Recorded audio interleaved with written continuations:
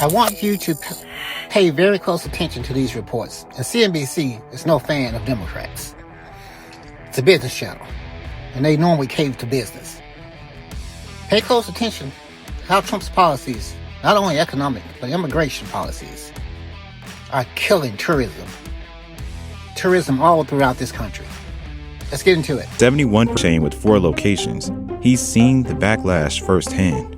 Talk to me a bit about how the Buy Canada movement has affected you at the grocery store. I've obviously seen the very visible and visceral reaction from markets to US policies, but it's very interesting to see from the consumer side what impact it's having. And these little acts of activism from consumers who have decided to turn their back on certain US products. If there was a Canadian version and an American version, we probably already delisted the American version and supported the Canadian product because that's what our customers are looking for. And several countries, including Canada and Mexico and some in the European Union, are responding to aggressive U.S. trade policies with retaliatory tariffs of their own. The U.S. tariffs look like they're going to last for the duration of the Trump administration in one form or another.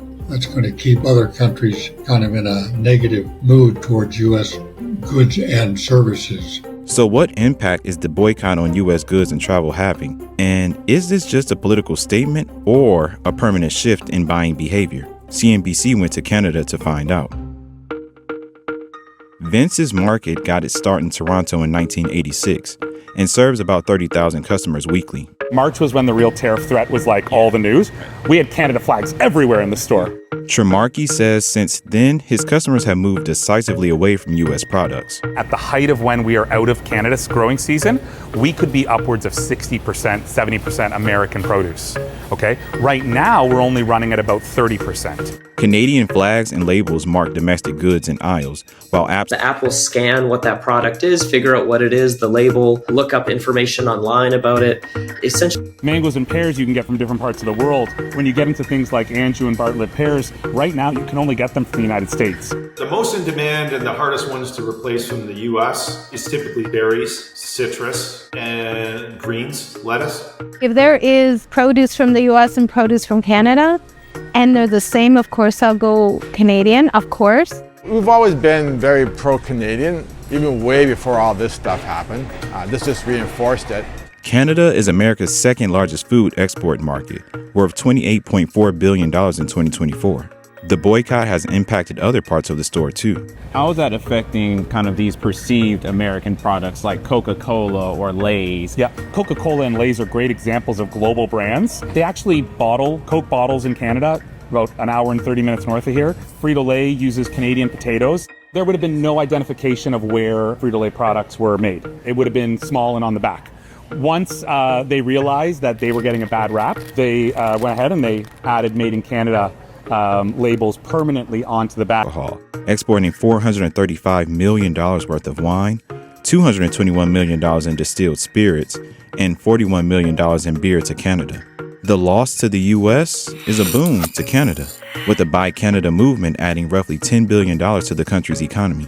Giancarlo thinks if the tariff dispute is resolved, the boycott might ease, but it's unlikely every customer will go back to buying American. So I actually just had to respond to a customer from last week that came in and felt like we had too much American product, and they told us they're not going to shop at our store anymore.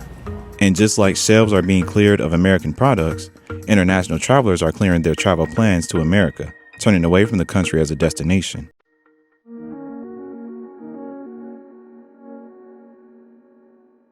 Businesses along the northern U.S. border report plunging revenues, vanishing foot traffic, and uncertainty over survival. When you look at that border traffic, as you said, Michigan, obviously with Windsor and Detroit right there. When you look at New York State, Buffalo, they've taken the brunt of that fall in Canadian travel. And it's not just Canada. Across the Atlantic, travel to the U.S. from Europe is also dropping. There's sort of early indications from Europe that that might be the case too. A core saying that bookings from Europe to the US are down 25% over the summer period. What are we doing to send a message that we want you coming to the United States? And that's what's been missing. And the ripple effects may be long lasting. The boycotts that began in anger over Trump's comments about annexing Greenland led 44% of European consumers to say they're shifting away from U.S. products, no matter what happens with trade negotiations. Tesla, McDonald's, these being front of mind, some of these really big household US names that they've just been rejected by some consumers in Europe. Tesla has seen the brunt of the boycotts. Its European car sales have tanked for the 5th straight month in May, with sales plunging almost 28% from brand damage, increased competition, and the political views of CEO Elon Musk.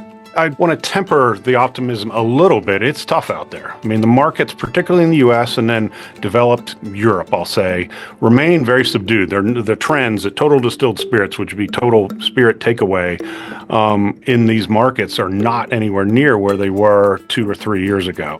The fallout from America's trade wars is no longer limited to tariffs and boycotts. Global growth is now projected to slow by nearly 0.5 percentage point as a result. In terms of global GDP growth, that is a big number because the annual growth is maybe like 3.5 or 4%, and you're taking 1% off of that. That's a pretty big hit. What we're starting to see in the data is that American manufacturers based in the U.S. are starting to increase prices as a response to lowering volumes in other countries, like Canada, for example. But still, there's hope that the trade tensions will ease over the long term. Do you think that this will be a long-term trend? I think there will be some long-term impact where American products and American brands will be negatively impacted long-term. But I do believe there's a point where we get back to a balance of an interconnected food system, because just that serves the best needs of our customers, both sides of the borders. I'm going to jump in real quick here before I play the second report from PBS. There's been reports. You can validate yourself. Easily check it out. They've taken Europeans just traveling for vacation aside, detained them, taken their phones, and checked if they said anything negative at all about this administration. One guy, it took him 3 weeks to get his phone. Women. These stupid policies and just pure meanness to our own people from allied countries. Used to be our allies, probably aren't anymore. It's ridiculous. It's just horrible. It's punitive, and it's just mean and stupid. It's killing our tourism. Let's get into the second report. Come to America than tourists from any other country. Last year, Canadians made over 20 million visits to the U.S. and spent more than $20 billion here. But this year, many are not coming to America, as I saw firsthand on a recent trip to Vermont, right near the Canadian border. In a normal summer, the Kingdom Trails in Vermont's Northeast Kingdom, near the Quebec border, would be teeming with Canadian bikers. But Executive Director Abby Long says this season has been a rough ride. We have seen a 50% decline in our Canadian members. 25 miles away at Hill Farmstead Brewery, business is off by a third. We just had a large festival last weekend, and 50 or 60 of the ticket holders just did not come. Last year, 20 million Canadians visited the U.S. That's over a quarter of all the tourists who come here. But in June, car crossings to America dropped by 33%. That's the 6th consecutive month of decline. Air travel has also plummeted. So why are Canadians staying away? Frankly, Canada should be the 51st state. Most offensive to northern neighbors like Julie Morrison has been President Trump's rhetoric. This threat of annexation by, this very powerful militarized ally, we took it very, very seriously. And honestly, it's frightening. Morrison has happy memories of her many American vacations, but now she's staying home. We don't have a lot of tools. And, tourism is one of the tools that we have. I feel that I've been slapped across the face by this president. Quebecer Harold White has vacationed in Maine for the last 6 decades. This year, he canceled his annual trip.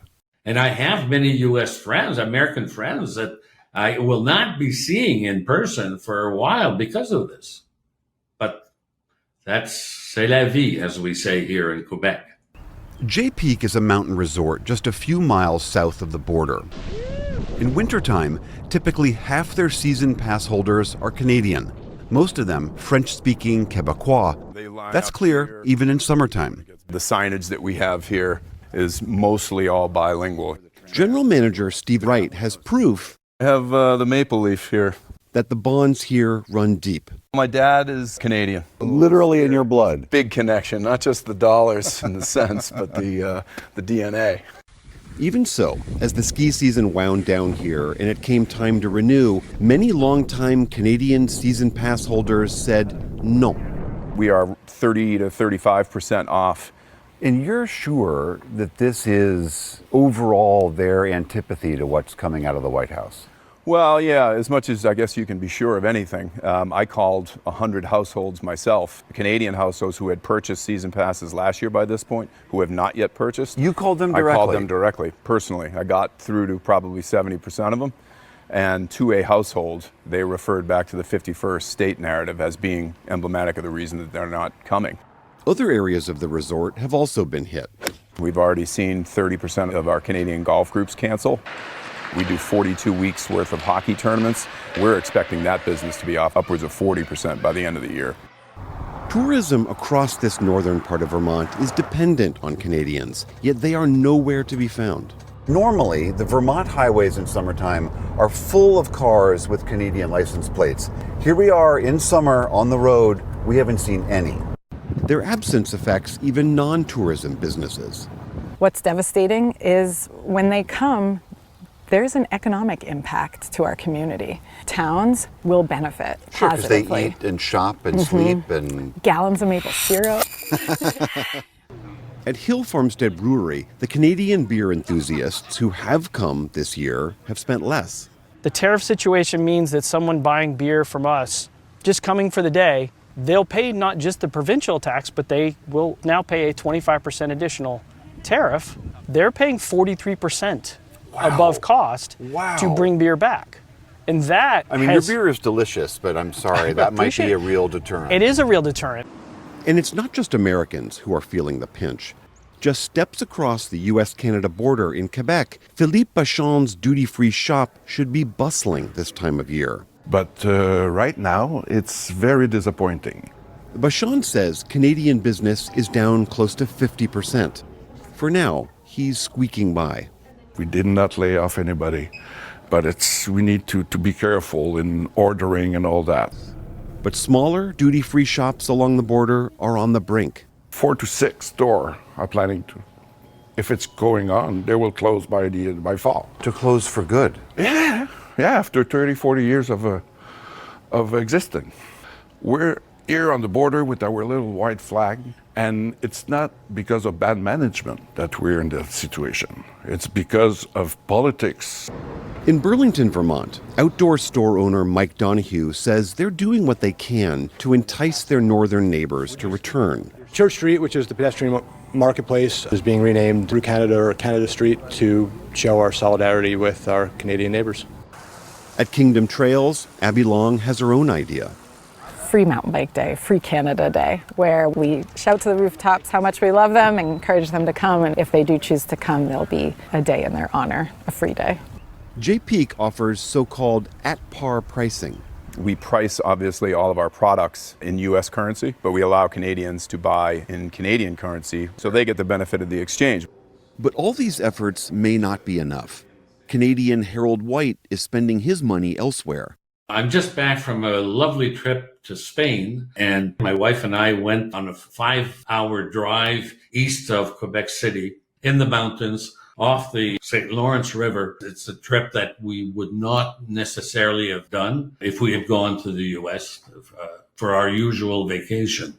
Canadian Julie Morrison grew up going to Vermont. My family has owned property in Vermont all my life. I learned to ski in Vermont when I was like 3 years old. We hiked the Long Trail. I mean, it's so beautiful. And yet her family has now resolved to sell their home there. The process of selling this property for my entire family has been extremely difficult emotionally. It's almost like we have to mourn this moment. Back at Hill Farmstead Brewery, Bob Montgomery sympathizes with the Canadian boycott. We actually admire it. Really? To be Even though it's got an economic blow to your bottom line. Yeah, absolutely. Our first outreach is we completely understand, and we look forward to you visiting again when you're ready to visit again. People, These policies are negatively affecting us around the world. We're not looked upon the way we used to. And I know you far-right nutballs, especially living in trailer parks, are going to be like, there's nothing wrong. A lot of good people in trailer parks, but the dumb MAGA-ass people who I'm talking about. But that's because they fear us now. They didn't fear us before. So stupid. So naive. Has nothing to do with what we're talking about. Everyone fears us no matter what. We have more nuclear bombs than anyone. We could, with 4 or 5 of these bombs, end the world for 100 years. That's ridiculous. We're not that shining city on the hill anymore. Come to your senses, people. This moron running the country and the people taking advantage of him so they can make billions by these trade policies going up and down, up and down. You can't run a business like that. Anyone with an ounce of sense knows that. You need certainty. Things changing every month. It's not certainty. But everyone in that administration, Nutlick, and I know I said Nutlick, that's what he does. And Bassett, they know better. These men are already billionaires. They're greedy. They're taking advantage of this. Other people in that administration and around the administration taking advantage of the stock market. Wake up, people. You're being made fools of. That's all I got for this episode. Thanks for watching.